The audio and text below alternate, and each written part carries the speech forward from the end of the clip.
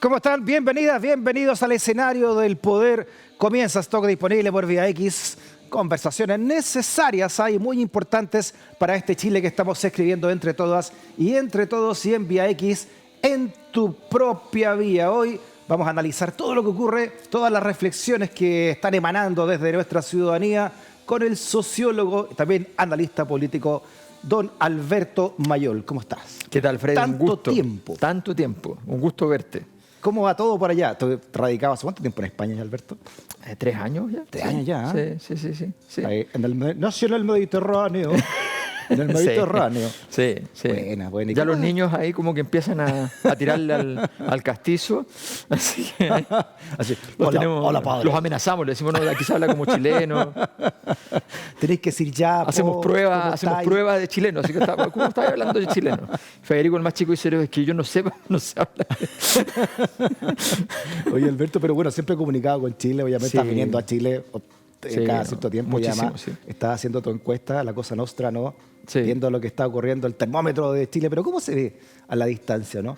Porque a veces, como dice el dicho, los árboles nos dejan ver el bosque. Sí, se ve la confusión, se ve a ver, cuando nosotros entramos hace 12 años en un proceso de cuestionamiento interno, digamos, como país, donde aquello que parecía completamente cierto y verdadero y completamente bueno se puso en cuestión. Y bajo esos cuestionamientos, el problema es que después ese cuestionamiento no ha logrado vertebrar una respuesta a esa problemática. Y por lo tanto, entonces, hay gente que vuelve al pasado y dice, bueno, afirmémonos eso que teníamos, otros que vuelven al pasado más atrás todavía, afirmémonos de lo anterior, que era todavía mejor, claro. Y hay otros que dicen, no, tenemos que seguir apostando a este camino. Bueno, en medio de todo eso, la mayor parte de la ciudadanía, en realidad, como no ve nada muy claro, sencillamente está en la confusión. Dice, no sé si tenemos que ir avanzando, tenemos que ir retrocediendo, si tenemos que temer, si tenemos que tener esperanza. La esperanza se ha ido cayendo mucho, en los indicadores de la encuesta es brutal. Sí, ya, vamos a ver la encuesta. Y yo creo que en ese sentido estamos no hay nada peor en términos políticos que la confusión. O sea, hay cosas peores en el sentido de que objetivamente están pasando cosas horribles en un momento determinado. Pero la confusión es el principal, decía Dante Alighieri, es el principal mal de las ciudades. Recordemos que en Italia no existían los países, así que eran las ciudades. El principal mal de las ciudades, decía Dante, y efectivamente esa confusión yo creo que se nos está quedando un poco pegada y no parece que podamos salir rápido. Oye, ¿cómo le explicas tú, Alberto, a un colega tuyo ya, no sé, en España, cuando te dicen, oye, pero Alberto, ¿cómo es esto que en Chile hace 4 años habían millones de personas marchando por un cambio, luego votan que no, una constitución progresista, al menos ahora están a punto de tener una que es más drástica que la de Pinochet, ¿no? Y además un 80% votó a favor de sacar esta constitución de Pinochet? Sí, pero ¿Cómo mira, se explica todo eso? No está tan difícil porque en general, esto es un trabajo que me ha tocado ir a varias universidades. Tiene una costumbre bien buena las universidades españolas de que hacen reuniones privadas de los académicos de un departamento con un académico invitado para ver investigaciones y qué sé yo, están 3, 4 horas ahí trabajando con ellos.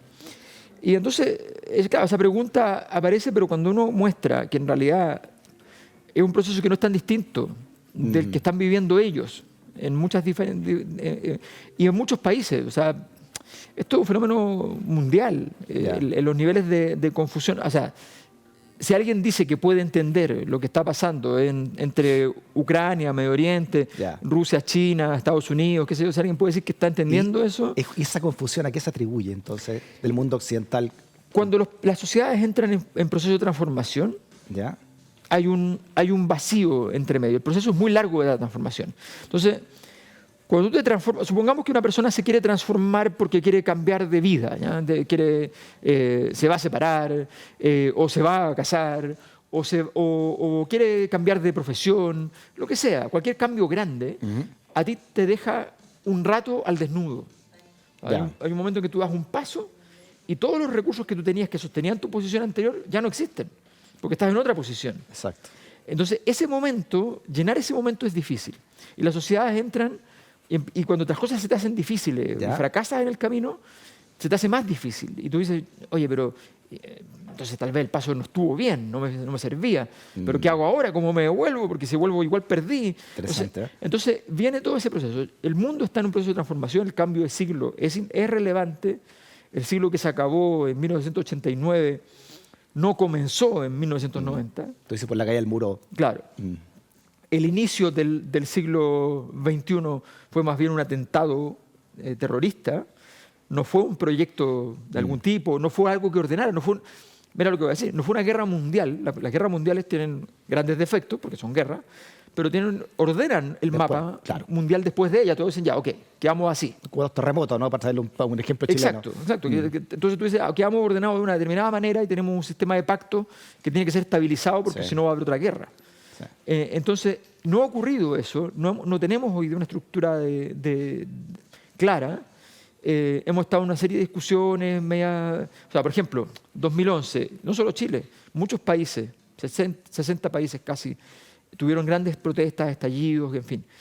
2011, hablamos de la primavera árabe, tesis central. Los países islámicos se están democratizando y están luchando por la libertad de las personas. Y después... No era cierto. Claro. No era cierto. O sea, súper falso. No equivocado, falso. Espérate. Entonces, para hacerlo a Chile, y ese 2011 se produce un movimiento estudiantil... Mundial, pero es mundial. No, pero para traerlo a Chile, digo yo, ¿no? Este movimiento estudiantil que está encabezado precisamente por las personas que hoy día están en la moneda. Exacto. Porque son las que marcan la existencia de esa herida. Al ser los mensajeros de esa herida tenían dos posibilidades. O salir destruidos políticamente o salir levantados políticamente. Y salen levantados políticamente. Porque todavía era un movimiento que no era disruptivo, o sea, tenía liderazgo, tenía estructura. Después del movimiento del 2016, el NOMA FP ya tiene menos liderazgo, tiene algunos liderazgos, pero tiene menos. Perfecto.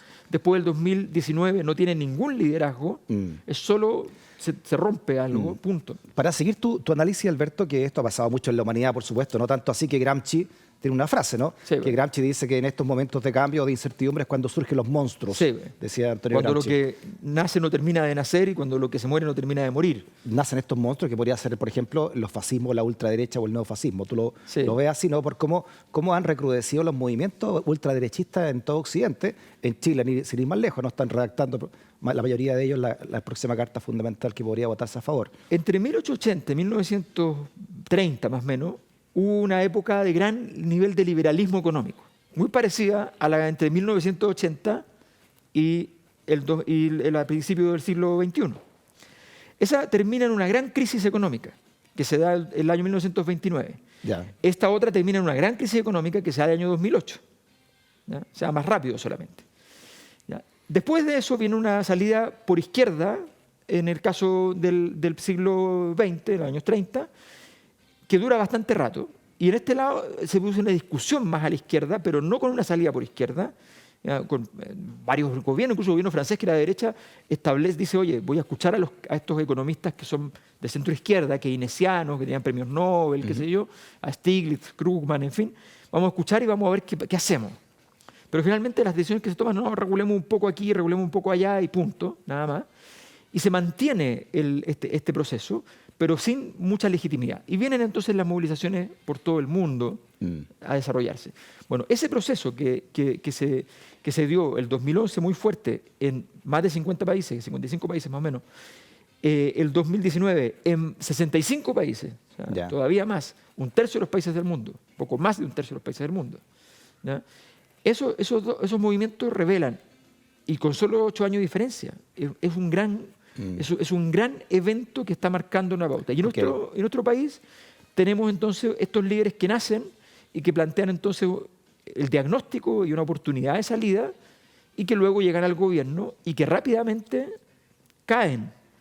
Rápidamente caen porque el presidente Boric, el delta que tenía entre aprobación y rechazo, termina muy temprano.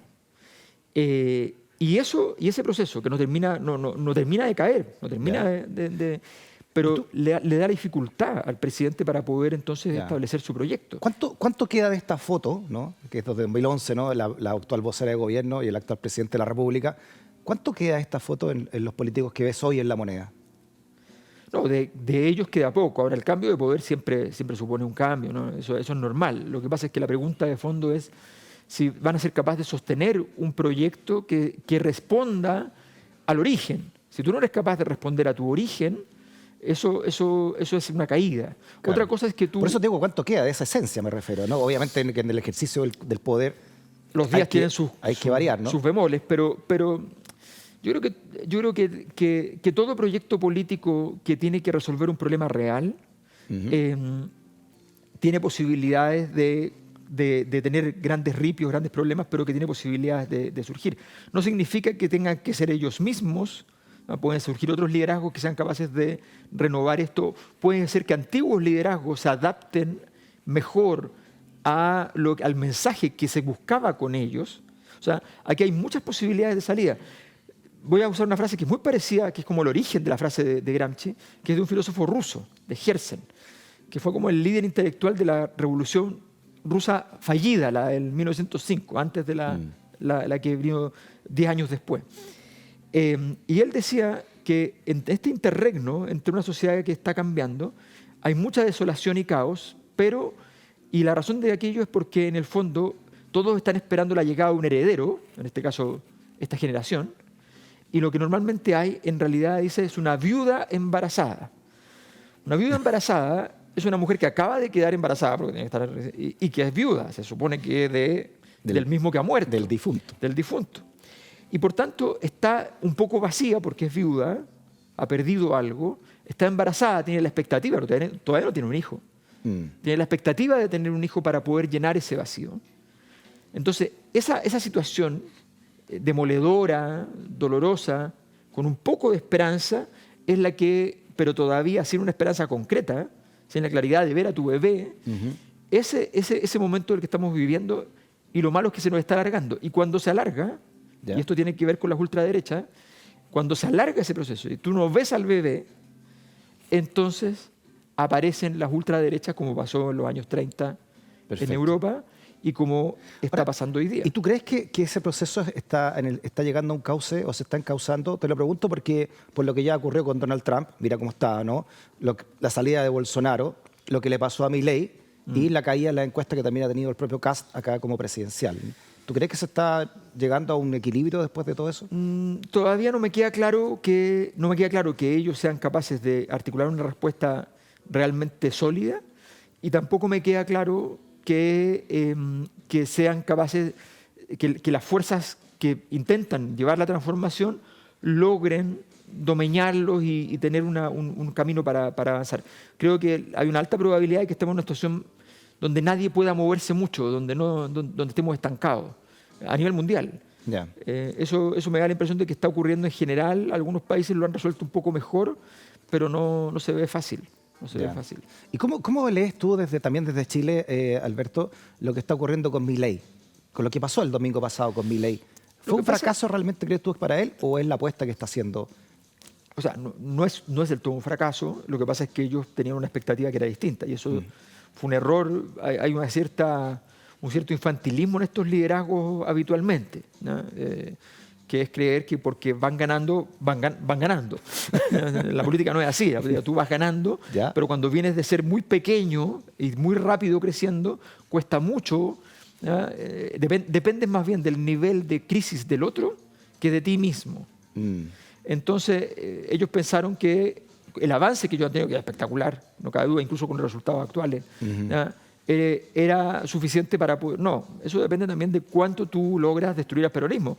Destruir el peronismo ha sido una misión de mucha gente en Argentina, y la verdad es que, como dijo Perón en su momento, fuerzas políticas hay muchas, pero al final son todos peronistas. Decía él. Por el Estado protector también, de que hay detrás de todo eso. Entonces no va a ser tan fácil. Ahora, ojo, si contamos los votos de Milei con los votos de Bullrich, que también es de derecha, son 50%.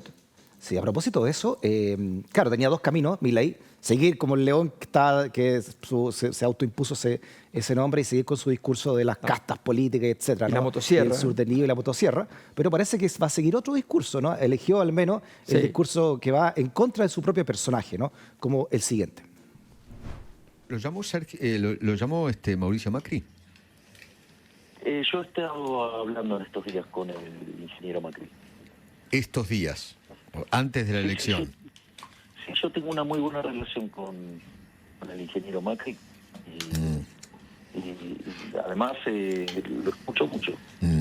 ¿Es posible que juntos se sienten a armar una suerte de gabinete? Yo, digamos, estoy dispuesto a escuchar a Macri porque yo creo que su experiencia ha sido muy valiosa y que tiene mucho para aportar. De León a Gatito Angora. Sí, ¿no? no. ¿Cuánto? Qué? Bueno, obviamente tiene que conseguir votos, ¿no? Y es más de centro, entre comillas, más de la derecha tradicional. Pero ¿cuánto le afecta al personaje esto, no? Mucho. O sea, era complicado tomar la decisión, ¿ya? Pero creo que la decisión más correcta era mantener la perspectiva altisonante cambiando el discurso, pero mantener por lo menos el tono. Pero estar así, ¿ya? Como ya hablando así como el gatito justamente, no tiene mucho sentido. O sea, no es el personaje por el que votaron sus votantes. Él, ¿qué dijo? Dijo, vamos a destruir los ministerios, no van a haber ministros, o sea, esto no tiene ningún sentido, hay que achicar el tamaño Entonces, podría decir, oye, nosotros vamos a achicar los ministerios, pero en los ministerios que queden nos interesa eventualmente, como tales y tales, que estén personajes del mundo de Macri. Pero denigró la casta política que él dominaba. Entonces, es difícil. Es muy complicado. Es complicado su postura, ¿no? O sea, por eso es delicado, porque los anteriores que jugaron con el concepto de la casta fueron Podemos en España. Y Podemos en España pagó costos muy altos después cuando tiene que entrar en la negociación. Exacto. No se logró adaptar porque esa es una jugada donde tú quemas las naves. Es complejo, ¿ah? Tú quemas las naves y dices, atravesar bueno, esa vereda hacia el poder. claro, entonces ellos entraron al poder y los desgastó el poder. Entonces, y todavía están con posibilidades de seguir en el poder, pero muy desgastados. La apuesta que hizo era difícil, era bien difícil. Mantenerse como el león desquiciado era difícil en un momento que tú tienes que moderar. Pero evidentemente la moderación lesiona todos tus atributos. Exacto. Tus atributos duros, digamos. Entonces es como las sábanas cortas, ¿no? Sí, pues. Porque te desvistes de arriba y Es lo que decíamos, te cuando vistes tú acá y haces se un te tapan los cambio, pies. siempre quedas con las sábanas cortas. El punto es cómo llenas de valor ese acortamiento de la sábana.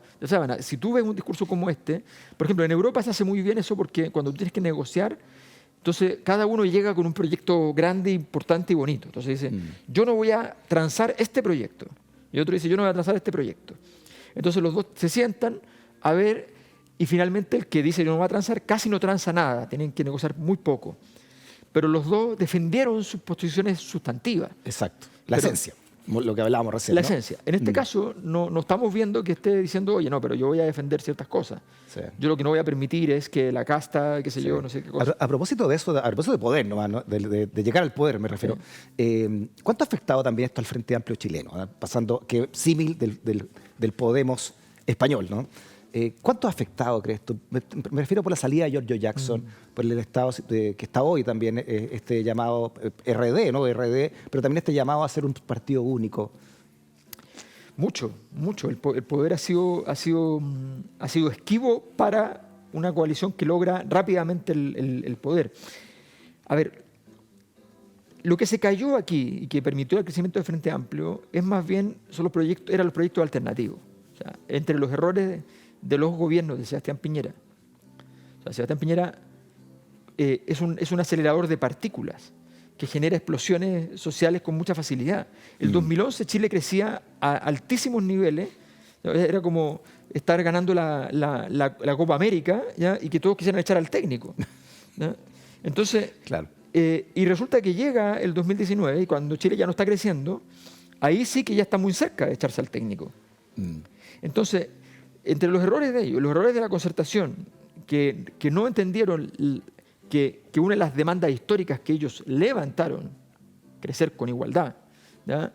Esa demanda no había sido cumplida y no entendieron que había que hacerla cumplir, bajo esas dos condiciones crece el Frente Amplio. Crece antes de llamarse Frente Amplio, como movimiento estudiantil, como impugnación. Bueno, en ese proceso creo que actualmente el Frente Amplio se encuentra incapacitado fuertemente para poder abordar ese desafío porque no han encontrado el proyecto. Siguen siendo una fuerza más bien impugnadora, siguen siendo una fuerza más bien desde la crítica, no tienen un proyecto solidificado, tienen una lista de cosas que quisieran hacer. No hubo una estrategia respecto al tema tributario, de cómo defender un proyecto sin tener que estar pensando cuánto es la cantidad de dinero que vas a tener para hacerlo. En fin, o sea, había problemas evidentes. Bueno, ganaron con minorías en el Congreso, en todo caso. Entonces era difícil. Sí, ¿le hizo bien al Frente Amplio llegar tan rápido al poder? A este poder de real, me refiero a la moneda, sin ir más lejos. Lo que pasa es que la ventana de oportunidad, hay una cosa que obviamente no le hizo bien, pero tampoco había mucha alternativa. El Frente Amplio creció, iba a crecer aunque no quisiera. O sea, porque lo que había era un vacío de poder. Alguien tenía que llenar ese vacío. La única coalición que se había creado para eso era el Frente Amplio. Entonces, no había opción, no había posibilidad de ir más lento. El problema es que no llenaron ese tiempo de lentitud del desarrollo de un proyecto. O sea, se llegó si el 2017 no hiciste nada, no gastaste cifras importantes y sacaste 20 puntos y casi le ganas a Guillé con toda la fuerza política que traía esa coalición, que venían de estar estando en el gobierno. Con Bea Sánchez como candidata. Tienes a Bea Sánchez que saca 20 puntos, pero así, sin nada, sin hacer nada. Sin ofrecer ninguna cosa muy particular, es como que llegaron los Panamericanos, ¿no? Pero no tenían los estadios listos. Pero no tenían ¿no? los estadios listos.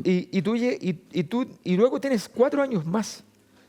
4 años más donde tú llegas con la hipótesis de que no vas a ganar. No te das cuenta, no mides, no tienes la información para saber que había una alta probabilidad de que ganase.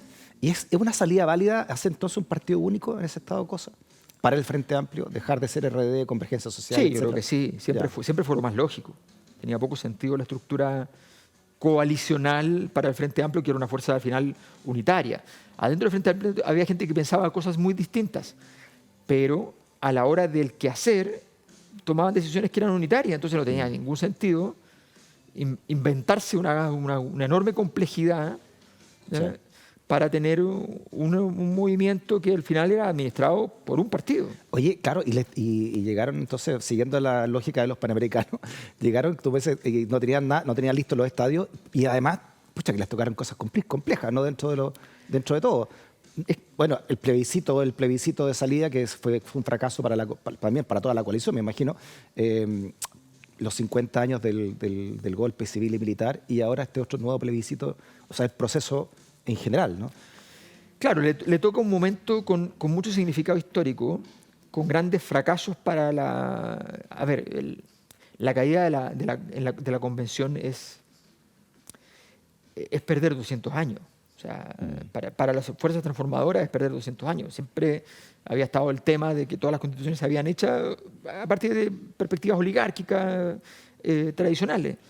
La oportunidad era una oportunidad de 200 años. Quienes tenían la manilla política de administrar ese proceso era obviamente el Frente Amplio. Al resto de los convencionales uno no le puede decir, mira, pero es que tú tenías...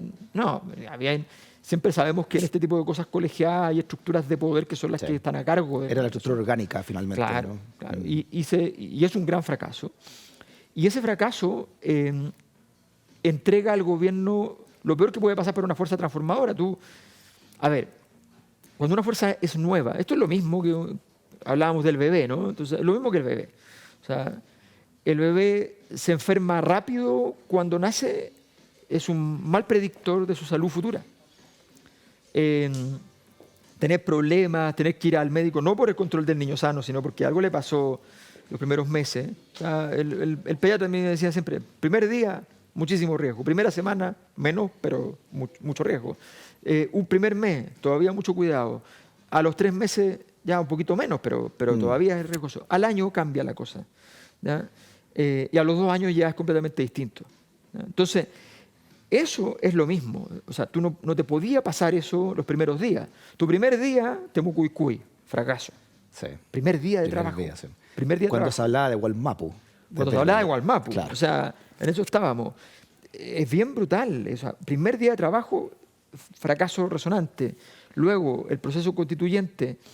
La salida de Isquiasiches también, ¿no? La salida de Isquiasiches. Primera mujer que llegaba al cargo de Exacto. Y con todo lo que implicaba de deteriorar la idea de una pléyade, de un conjunto de estrellas novedosas, interesantes, que marcaban liderazgos internacionales, entre los 100 líderes mundiales del COVID para Isquia Siches, o sea, Camila Vallejo, líder mundial, Gabriel Boric transformándose en estrella mundial también, portada en grandes revistas, o sea, todo eso y de pronto eclipsado. Y luego la caída de Giorgio Jackson, que es el administrador histórico del Frente Amplio. Sí. ¿Qué significa la caída de Giorgio Jackson puntualmente, no? El sistema operativo. O sea, todos sabemos que el liderazgo carismático más bien es Gabriel Boric, pero el liderazgo administrativo, de funcionamiento, que son muy importantes en las coaliciones, ha sido siempre Giorgio Jackson y probablemente lo siga siendo.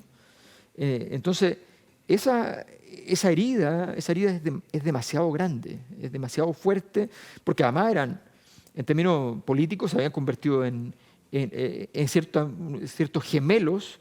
Cuando el presidente Boric ya es presidente, ya cambia porque tiene otro estatus, pero habían sido como diputados, Sí. habían hecho el camino juntos. Sí. Entonces es una caída muy, muy fuerte. Sí. Hay una vendetta también detrás de la caída de Giorgio Jackson, y no solamente la oposición, me refiero también de ese gran núcleo concertacionista también, que lo vio al Frente Amplio como una amenaza, pero también le tenían varias hachas guardadas, ¿o no?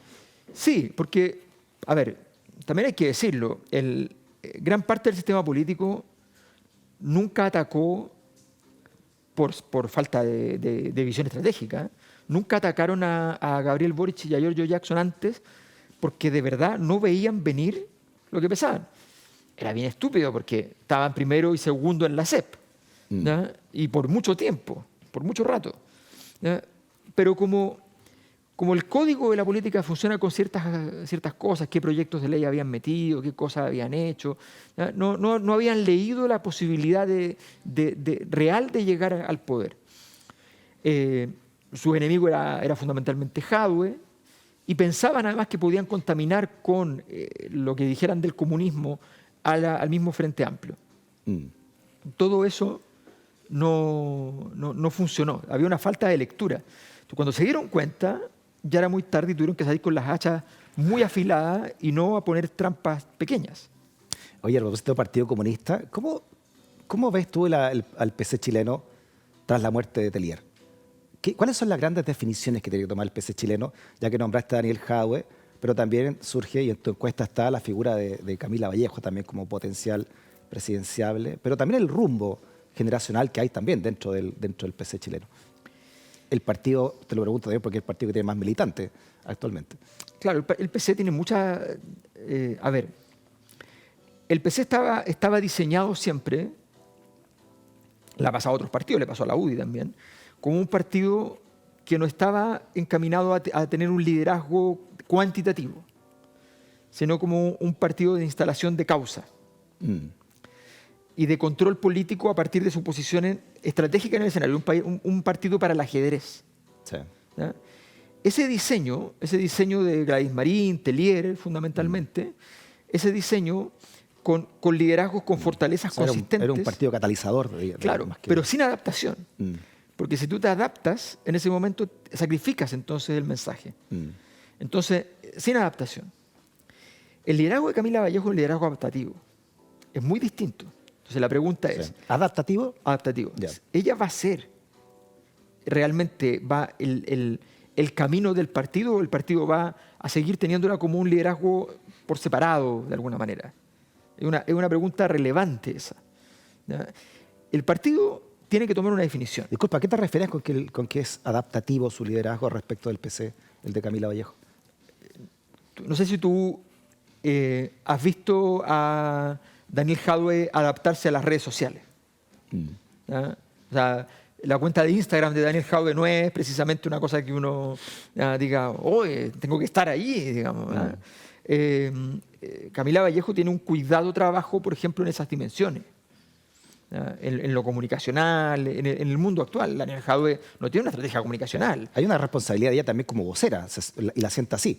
Por supuesto, pero Daniel Jadwe habría construido una herramienta completamente diferente, ¿no? Completamente diferente si tuviera que estar en ese lugar. Nadie lo pondría de vocero probablemente, pero si estuviera de vocero, digamos, haría otra cosa muy distinta. Entonces, Camila Vallejo es mucho más adaptativa. Ella, por ejemplo, entendió que su relación histórica con Boric, Jackson, era importante, que ese tridente no podía romperse. Y ella lo ha conservado siempre. Un comunista de libro no lo hace. No lo hace, dice, no, pero eso están fuera. Mis hermanos están acá. ¿No? Y mira al Comité Central a ver qué es lo que hay que hacer. Camila Vallejo se planteaba preguntas que un comunista de libro no se plantearía.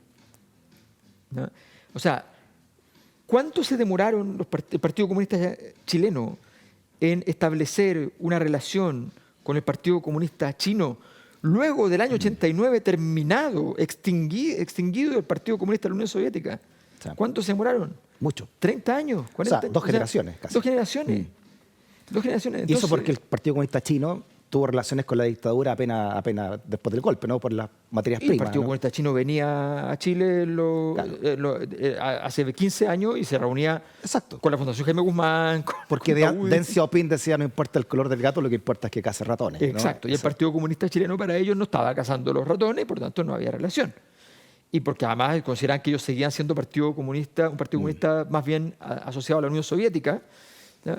Hoy día, entonces, el partido tiene que ver si se va a adaptar. El Partido Comunista Chino abre las puertas, establece una relación, vamos a ver cuánto se van a adaptar a este nuevo mundo.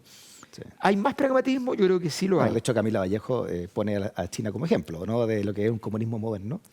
Sí, y las relaciones también de Carol Cariola con el PC. Lo que pasa es que yo creo que se enteraron de algo que dado la visión más soviética, claro, no se habían enterado. Y es que el Partido Comunista Chino sí es comunista. La mayor parte de la gente cree que no es comunista, pero algún día explicaré por qué sí es comunista. ¿Qué es comunista? Oye, hablamos de tu encuesta. La encuesta de la Cosa Nostra la estás haciendo ¿cada cuánto tiempo la encuesta? Normalmente cada 3 meses. Cada 3 meses. De repente se nos cae el presupuesto.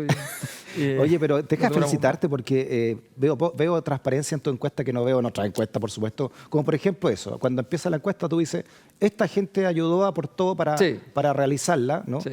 Y eso me parece muy plausible para los niveles de transparencia que se dan en varias encuestas, incluso aquí en Chile. O sea, nosotros... Quienes financian detrás de todo esto. Y quiero decir además que con esta encuesta que está financiada por las personas que nos ayudan, que contratan la posibilidad de verla con anticipación, eso es todo lo que tienen como prestación de servicio, ¿ya? Esta encuesta tiene además la gracia de que siendo una encuesta que no hace una empresa que factura millones de dólares asociado a hacer encuestas, es la más precisa de los últimos 7 procesos electorales, ¿ya? Punto por punto respecto a la realidad. Entonces, casi duplicando el segundo lugar en precisión. Entonces, es una gracia. Muy bien. Oye, una de las cosas que venían en tu encuesta, precisamente, ¿no? Los candidatos presidenciales, ¿quiénes son? ¿No? Veámosla, porque en esta está en cuarto lugar, ¿no? Camila Vallejo, entre otros nombres que están ahí. Kast, ¿no? Está con un 28%, Belén Matei con un 26%, Toá con un 19%, Camila Vallejo con un 14%, Claudio Rego con un 4%, y en fin, después viene Ominami, Mario Marcel, Parisi, Codina, Jackson. Mira, George Jackson con un 1%. ¿Qué te representa esto, no? Sumado los dos de la derecha, mira más del 50%. Ustedes van a ver en la mayor parte de las encuestas, estos son detalles metodológicos, mira, en la mayor parte de las encuestas te van a aparecer puntajes menores, 15, 16 para los más altos, ¿ya? Y así bien pegado. Todo está en cómo se pregunta. Si tú preguntas poniendo un escenario más o menos verosímil de lo que sería una candidatura, aquí lo que hay es que pusimos al principal líder de cada territorio relevante, ¿ya? Si ponemos al principal líder de cada territorio, se ordena porque es una encuesta que tú dices, esto es como una votación real. Entonces tú vas y aumenta mucho la votación para los que realmente tienen posibilidad. Entonces tenemos claro de que efectivamente 28-26 es muchísimo, o sea, es una primera vuelta real de Kast con Matei, pero están muy cerca. Sí. Matei se le acercó de verdad, de manera muy importante, a Kast. Y ojo, que los indicadores nos muestran, con un análisis un poquito más profundo, que Matei logró penetrar incluso en territorios que Kast normalmente no llega. O sea, logró penetrar en territorios que estarían en categoría de votaciones más de centro-izquierda incluso. Yeah. Entonces es interesante que está capturando ese electorado. Porque ha moderado también su lenguaje, el Matei, inteligentemente, ¿no? Pero a veces pasa que tú moderas tu lenguaje y pierdes tu capital por tu lado. Entonces, no es fácil esa moderación del lenguaje porque gran parte de la centro-derecha se fue a radicalizar porque entendieron que acá se les estaba quitando yéndose más a la derecha. Y también le está quitando el empresariado, el gran empresariado. Que, Bueno, y claro, que te no es quitan menor. el financiamiento, Exacto. y te quitan La mesada, le está quitan quitando la mesada. O sea, entonces las candidaturas son un deporte caro. Exacto. O sea, yo fui candidato siendo profesor universitario y no es aconsejable. Niños, no se lo aconsejo. No se los aconsejo. Y una candidatura muy independiente. Todavía sigan las heridas ahí abiertas. La herida de la, oye, el fenómeno Toá. ¿Se puede hablar de un fenómeno Toá, de Carolina Toá, que hasta antes de ser ministra, o sea, era la presidenta del PPD cuando el SQM le pagaba las cuentas, digamos, ¿no? Pero mira cómo se revitalizó y ordenó bastante el gobierno, ¿no? Hay un fenómeno en su gestión política, pero no electoralmente, no hay fenómeno Toá. Ya. O sea, ella capitaliza de su gestión política una cierta ordenación del mundo del gobierno, un mundo del gobierno que transita más a la centroizquierda que a la izquierda, transita no desde las élites, eso es interesante, transita desde el votante, pero piensa lo siguiente, los primeros 3 lugares, ¿cuál es esa historia que hay detrás? José Antonio Kast, hermano de un alto dirigente de la dictadura. Evelyn Matei, hija de un miembro de la Junta de Gobierno. Carolina Toá, hija de un ministro de Salvador Allende. Asesinado, Entonces, que murió a causa, digamos, claro. de los apremios. Entonces, tienes anteriormente a Bachelet, también, o sea, esta historia de los 50 años, o sea, podemos decir casi no era una conmemoración. Estábamos allí todavía. Sigue latiendo. Sigue latiendo. Entonces, ese es un tema que hemos estado trabajando en términos de análisis de los datos, Sí. y vamos a mostrar datos de los próximos días bien interesantes. Ahora, en cuanto a Toá, es indiscutible cómo ella ordenó todo, ¿no? Sí. Y se notó comunicacionalmente, en todo sentido, ¿no? Cómo llegó alguien que realmente... Lo que pasa es que la experiencia de gobernar es muy abrumadora. O sea, a ver, tú llegas supongamos que eres alguien que maneja presupuestos en una empresa grande, supongamos. La mayor parte de los que llegan ahí no manejan presupuestos, pero supongamos que manejas presupuestos. Es una empresa de ingeniería que tiene tremendos presupuestos, qué sé yo. Pero los presupuestos no incluyen cosas raras, o sea, no incluyen nada raro. Incluyen los créditos, incluyen los contratos, en fin, pero las maquinarias para construir son las maquinarias para construir. Son ¿no? las mismas siempre, ¿no? Entonces, cuando tú le dices, cuando tú a un desarrollador de un proyecto energético, tú le dices, oye, pero ¿te estás preocupando de la seguridad? Sí, no, tengo unos guardias. No, de la seguridad del territorio. ¿Y por qué tengo que ver eso yo? Bueno, porque tu proyecto depende de eso. Sí. Entonces ya le cuesta verlo. ¿Ya? Imagínate cuando llegas ahí y de pronto te das cuenta que estás viendo millones de cosas que jamás te habrías imaginado. Sí. Entonces, jamás te habría imaginado la logística del Estado. La gente dice, no, el Estado tiene que ser más chico y qué sé yo. Ya, ok, ¿cuántos almuerzos da al día el Estado? No sé, serán 100.000, como Claro. 4 millones. Claro. Sí, claro. Entonces es una máquina que tú llegas a mirar el presupuesto y dices, no entendí. O sea, ¿sabes lo que es el informe de pasivos contingentes del presupuesto nacional? ¿Ya? Entonces, Exacto. es un enredo. Entonces, obviamente, cuando llega alguien que tiene una experiencia, que salió, que lo pasó mal, la política requiere, haber muerto en política Se es un gran aprende harto atributo. pasándolo mal. Mucho. Solo se aprende pasándolo mal. Solo se aprende pasando mal. Mira. No se aprende nunca pasándolo bien. O sea, ¿usted ha aprendido harto entonces, Alberto, en política? No, yo aprendí un montón, fantástico.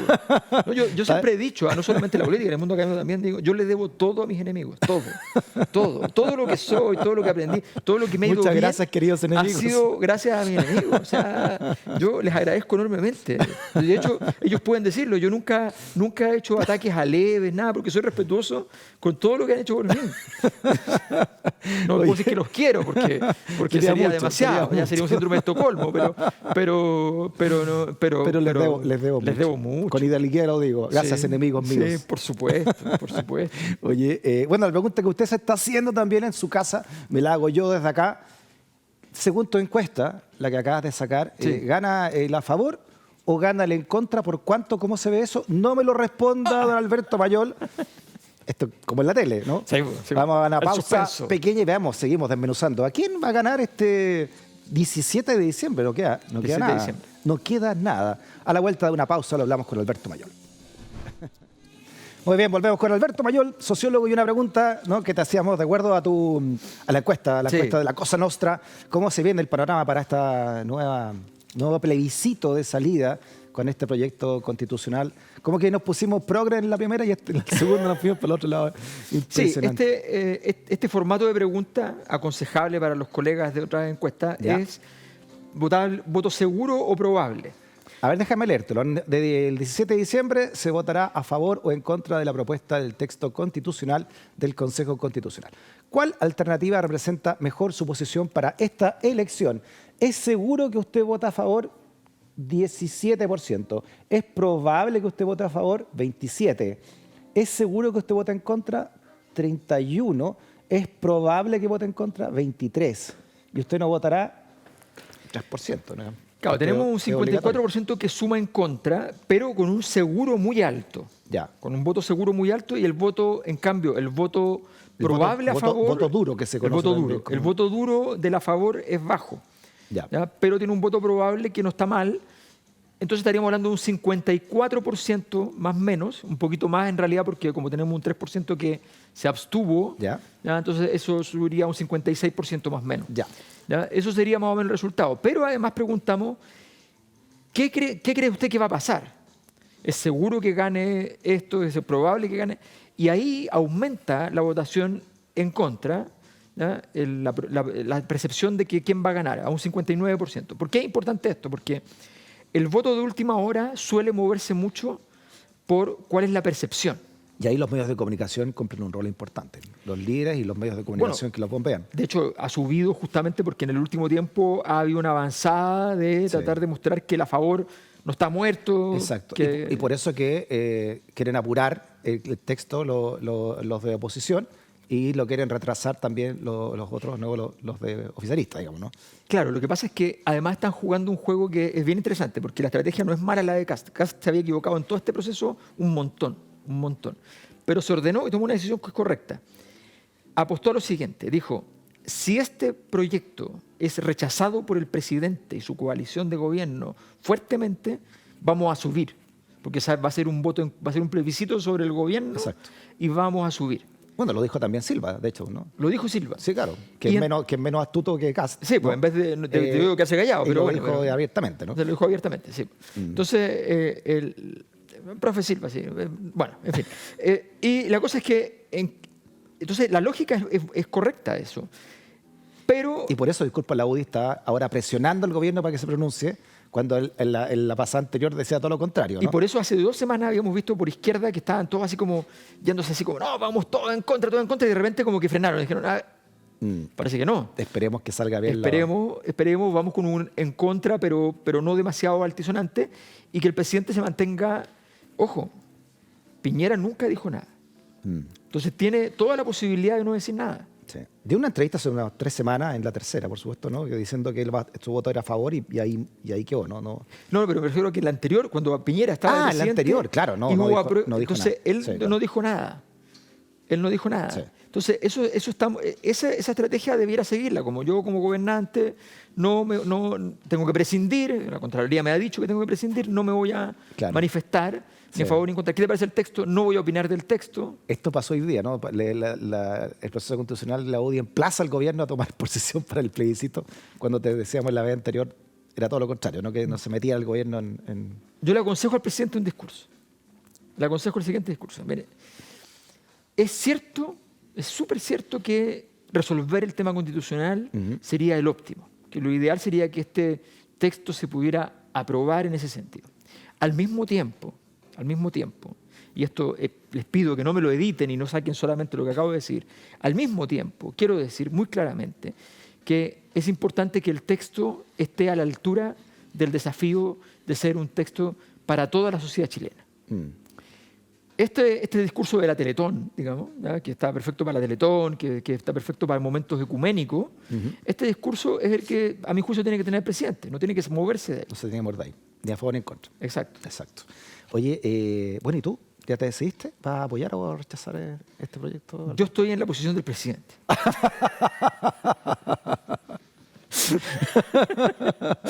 No, yo creo que, a ver, yo creo que el escenario es muy lamentable, porque esto es hacer el ridículo mal. O sea, 2 procesos constituyentes como país, fallidos, ¿ya?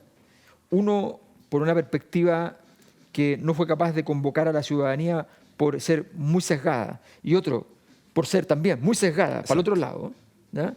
Con los mismos que dijeron, oye, no, pero es que no pueden ser tan sesgados. Y ahora tiene usted la pelota. No, ahora se puede ser sesgado. Deje sesgarme. ¿Ya? Es que es ridículo, ¿no? Es ridículo cómo Mira, cambió. más del 90% de los proyectos constitucionales que han sido plebiscitados en el mundo luego de un proceso constituyente han sido aprobados. O sea, Chile ya tenía un gran récord en negativo de no haber logrado el anterior. Ahora va a tener 2. O sea, es una vergüenza. Sí. Pero al mismo tiempo, tú no puedes... O sea, no puedes hacer una constitución efectivamente... O sea, lo que hemos visto es vergonzoso. O sea, es vergonzoso. Ya, pero me estáis respondiendo como los amarillos. O sea, es que yo creo que... hay cosas que te complican, porque ya sabemos que estamos entre aprobar esta constitución o volver a la anterior, digamos, no queda otra, digamos. No, mira, yo otra vez saqué una foto, hay una estación en Madrid, ¿ya? Que a mí siempre me da risa cuando yo vivía hace años allá, me da risa y yo ahora le saqué una foto, pero para estar contento, que se llama, la estación se llama Guzmán el Bueno. Guzmán el Bueno. Entonces yo siempre jodía a los españoles y les decía, no, lo que pasa es que ustedes tienen a Guzmán el Bueno, ya, que es bien discutible lo bueno que era, pero Guzmán el Bueno, nosotros tenemos a Guzmán el Malo. Bueno, pero ahora le saqué una foto y la tengo guardada, ¿ya? Porque volvió a ser como porque el bueno. Ahora yo creo que Guzmán es bueno. Al lado de esto ya se puso bueno. ¿Sabes por qué? Porque si a ti te van a ofrecer una versión parecida de lo mismo, pero además hecha como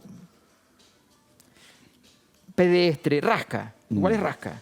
¿Ya? O sea, porque la otra era intelectualmente más sofisticada. Sí. ¿Ya? Esta cuestión es bien... O sea, Guzmán se inventó unas cosas, tuvo que sacar del sombrero unas cuestiones. Aquí no hay para qué inventar nada. Aquí sí era una cuestión que no tiene de verdad... Ya, oye, se nos acabó el tiempo, pero te quiero mostrar una foto. Vamos a hacer una cosa hipotética, ¿no? Mira la siguiente foto de Alberto Mayol. Segunda vuelta. Y pasa Evelyn Matei con Casquero. Parece que podría ser cierto, ¿no? Según, no sé qué dices tú, de acuerdo a tu estudio. Sí, pues, puede está ser muy cierto, probable, que puede ser probable aquí, a propósito de la constitución de Pinochet, la constitución de los republicanos de ahora. ¿Con qué te querías tú en una situación así? ¿Qué se...? O sea, es muy difícil votar así, pero con toda honestidad, y aunque califica a Evelyn Matei más como enemiga en mi vida, porque me censuró una ópera una vez, Sí. La verdad es que por salud mental, digamos, yo estaría disponible a estudiar la posibilidad de votar por ella. Muy bien. Tan complejas las decisiones en estos momentos para cierto Chile. Entre una época que no termina de nacer y no termina de morir y no termina de nacer al mismo tiempo, pasan cosas como esta. Muy bien. Y reflexionando sobre Gramsci. Gracias, Alberto Mayola. Gracias. Buen regreso. Hay que decir una también. cosa, ¿Ah? que los partidos que han sido en Chile leninistas y gramscianos, ¿ya? Desde la transición en adelante, han sido los partidos de derecha. Los que han cumplido el leninismo y el gramscismo han sido los partidos de derecha. Jaime Guzmán entendía mucho a Lenin, ¿no? Sí. En muchos sentidos. Muchas gracias, Gracias. Alberto. Gracias también por la sintonía. ¿Cómo ves? Conversaciones necesarias para este Chile que estamos escribiendo entre todas y entre todos. Hasta la próxima. Chao.